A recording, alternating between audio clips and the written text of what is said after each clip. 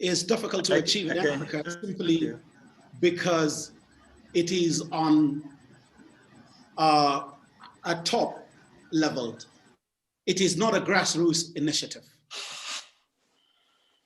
The intelligentsia tend to speak it on the level of the elites,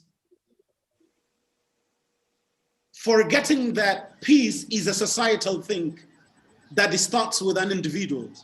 This is one. Number two, peace building has to start with the grassroots first before it becomes a level of the state, on the level of the state. Secondly, it is not inculcated into our educational curriculum. It is not inculcated into our media. It is not protected in our laws, the legislations and the litigations. It is not happening because there are no preventive measures.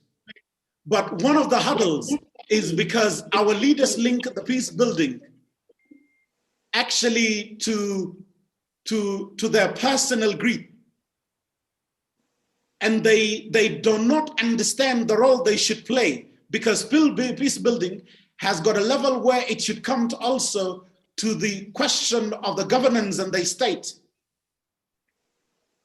And that's why corruption is everywhere, and they don't understand that. Now, once you address the issues of poverty and economy, you are actually in the right track of peace building. But how do you make people productive?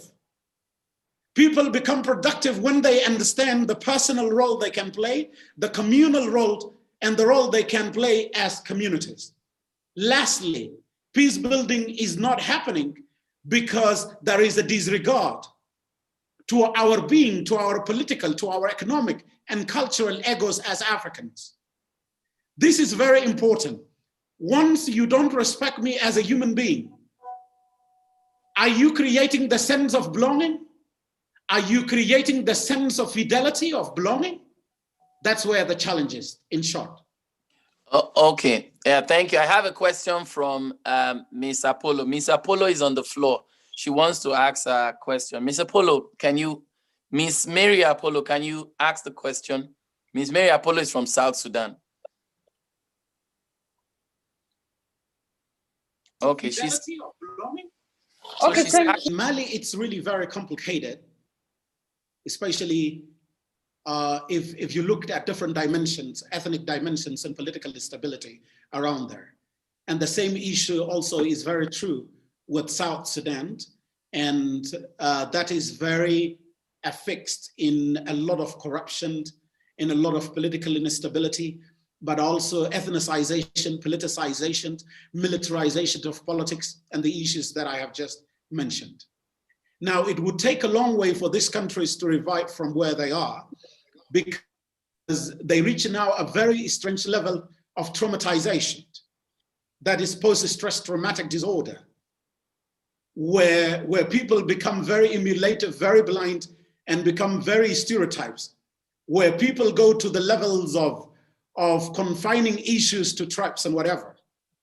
But the most important thing is, what are the opportunities to leap off out of these issues? Now, first of all, unless serious regional, unless serious responsible regional initiatives are taken for South Sudan and Mali, peace will never ever be achieved there, believe me. Simply because, like the case of South Sudan, there has been an opportunity of so many agreements signed, but always dishonored. And so agreement does not do anything, simply because the issue is related to injustice. You sign an agreement, but then you give the criminal the power. The agreement is signed, the person who did injustice becomes the president, another criminal who is his vice becomes the vice president. So they fight. Once they are in harmony, and the other one is the president and the other one is the vice president, South Sudan is in peace. Once the other one says that you should not be in power this time, they are at war. And the innocent people die. The same issue with the coups in Mali.